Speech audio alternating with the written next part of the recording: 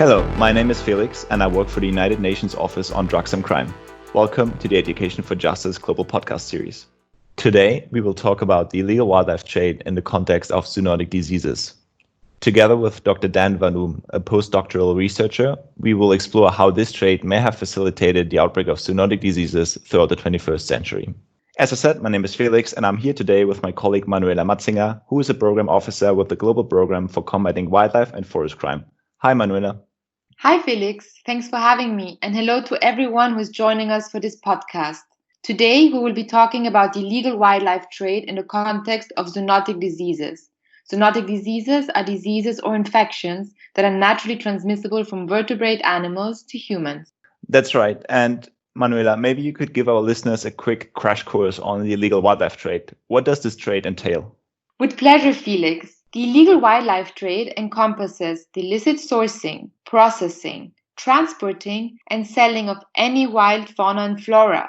Examples most of our listeners may be familiar with are the poaching of charismatic species, such as elephants for their ivory or rhinos for their horns. But this illegal trade also entails forest crimes, such as the illegal logging of wood and trafficking of timber, as well as crimes in the fisheries sector, to name just a few.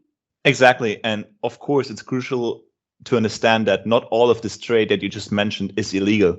There's a massive global, legal, and regulated trade in species of wild fauna and flora. Against the backdrop of the COVID-19 pandemic, however, the trade in wildlife has received negative publicity, and this is what we're going to talk about today with Dan Van Oom. That's correct. Thanks, Felix.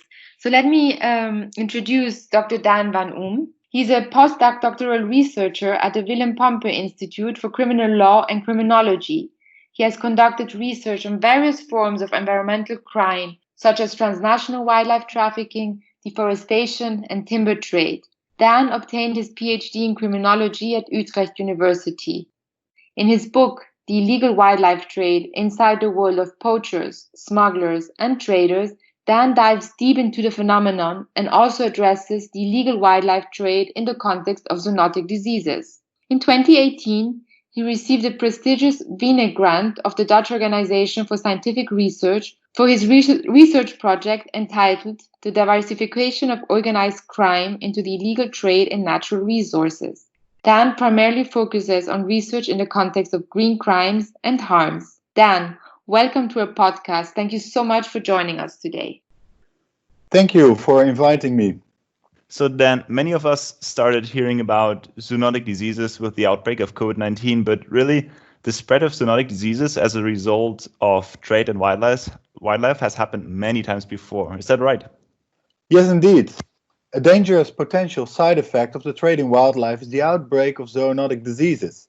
For example, in 2003, the outbreak of the SARS coronavirus was traceable to the carnivores and bats trade. Joint teams of experts from China and the WHO discovered that some of the first SARS patients in Guangdong province in China worked in selling or preparing wild animals for human consumption. Within a few weeks, as we know, SARS had spread from China's Guangdong province to 37 countries around the world. A few months later, an avian influenza outbreak spread from Asia to Europe through legal and illegal trade in birds. For example, an illegal import from Thailand to Brussels consisted of 2 infected eagles. Hundreds of people, millions of poultry, and an unknown number of wild birds and mammals have been infected. Avian influenza has been transmitted through wildlife fairs, exhibitions, and during transportation. And another striking example that we know very well is the Ebola virus in Africa, first discovered in 1976. Since then, several Ebola outbreaks in Africa were traced to infected primates or bats, including the recent outbreak in Congo, which was declared a global health emergency by the WHO in 2019. This was the second largest Ebola outbreak on record and resulted in more than 2,000 deaths in East Congo. It officially declared to be over on the 25th of June, but recently a new Ebola outbreak has been detected in the northwest of Congo, which shows that the threat continues. Although there's not yet complete clarity about the origin and trajectory of the new coronavirus, most researchers say that it passed from bats to an intermediate animal, and then to humans through a wildlife market. So from this perspective, COVID-19 can be seen as another dangerous zoonotic disease that originated from trade in wildlife with enormous impact on the socio-economic and cultural life of billions of people. So, Dan, could you tell us also a bit about the characteristics of the wildlife trade that may facilitate the outbreak of zoonotic diseases in general and also related specifically to COVID-19? And maybe also outline what is the connection between the illegal wildlife trade and zoonotic diseases? Well, when wild animals are poached from their natural habitat, smuggled and sold illegally, the potential for transmission of zoonotic diseases is increased. I think there are three important characteristics in connection to illegal wildlife trade and zoonotic diseases.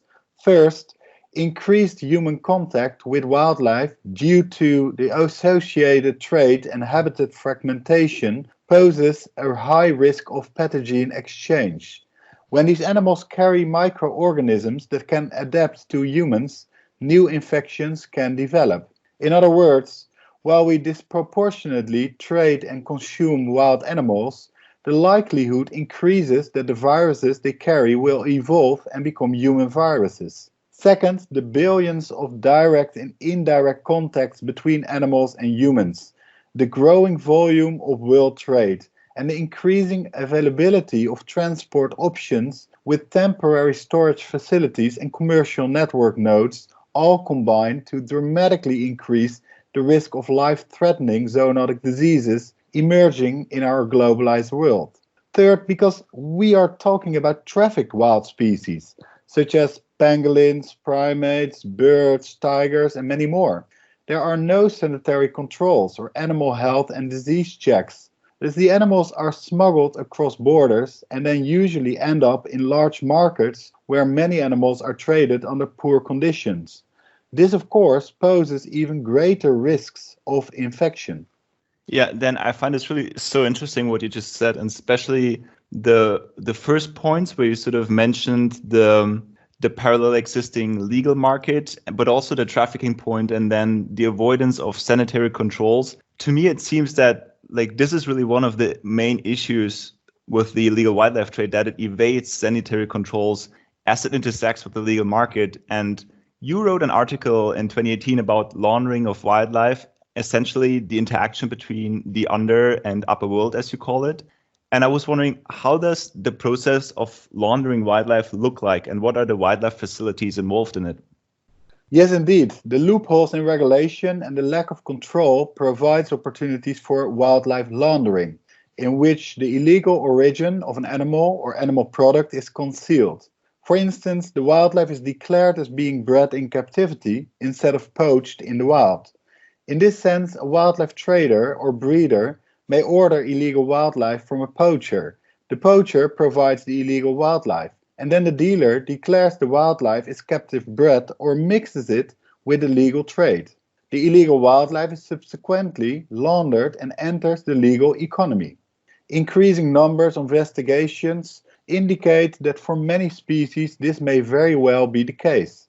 For example, even though one of the main purposes of wildlife farming by breeding centers is to reduce pressure on wild populations, commercial breeding seems to provide opportunities to launder illegally caught wild animals.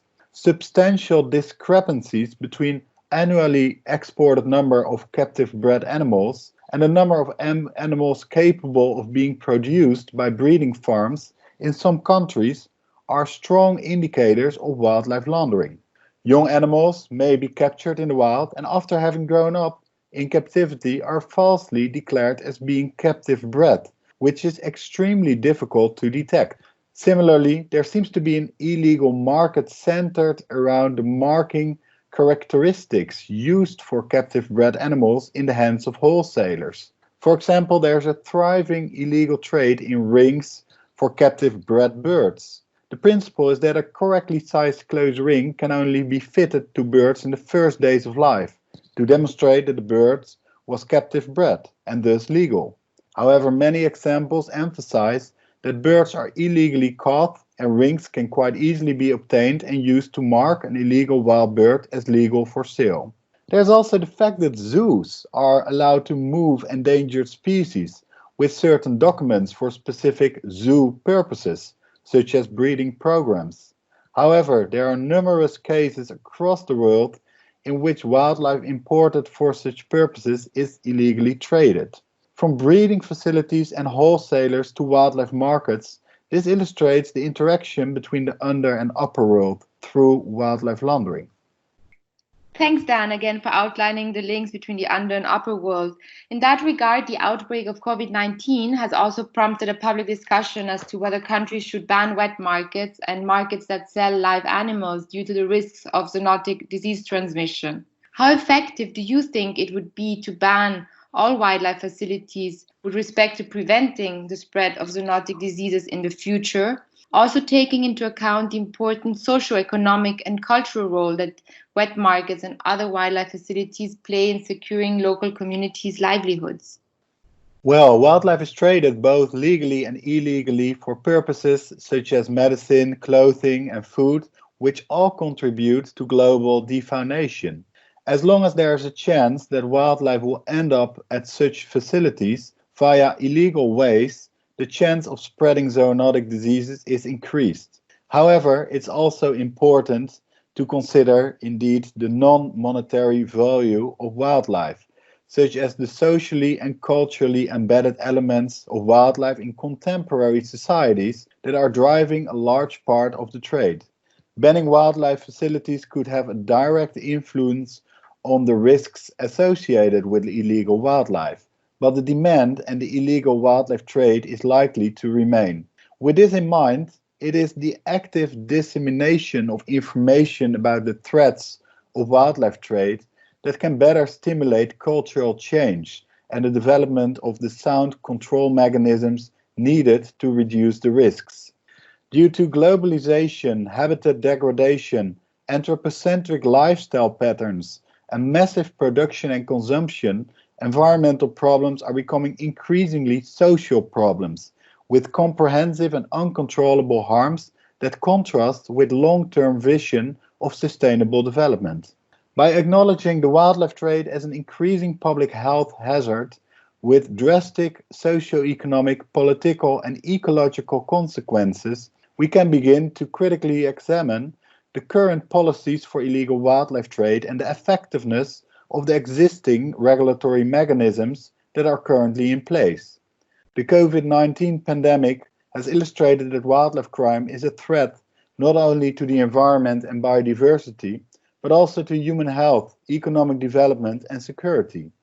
From this perspective, I would like to conclude that zoonotic diseases can be seen as an important warning sign for the near future. Thank you so much for joining us for today's session. It was a pleasure. Thank you. Well, Manuela, that was really insightful, wasn't it? Let's draw a line here and sum up what we have learned today. How would you start? What is your main takeaway from our discussion with Dan? For me, Felix, I guess the part that I found very interesting was how Dan described the different characteristics of the illegal wildlife trade that may facilitate the spread of zoonotic diseases. He mentioned 3 points, touching upon the encroachment of humans into nature, the growing global trade, and the tendency of the illegal wildlife trade to avoid sanitary controls and standards. What about you? What was your main takeaway? I also like these points that you mentioned, but also Dan's take on recent calls for banning wildlife facilities such as wildlife markets. I think he clearly described how blankly banning such facilities would have a wide range of consequences, not only of economic, but also of social and cultural nature. So this really shows the complexity of the issue at hand. That's very true. Okay, unfortunately, this is about all we had time for today. Thanks to everyone out there for tuning in. We hope you have enjoyed this episode. Goodbye, everyone. Let's inspire change together and let's work together to achieve the Sustainable Development Goals. Higher Education Matters and the United Nations Office on Drugs and Crime is proudly partnering with hundreds of universities from around the world to advance the SDGs. The Education for Justice initiative is part of the global program for the implementation of the Doha Declaration, funded by the State of Qatar. tune in for the next episode of this E4J Global Podcast Series that will be published soon on our E4J platform. In order to not miss any of our next podcasts or opportunities for higher education institutions, please register yourself at our Education for Justice platform and follow us on Twitter. Let's inspire change together.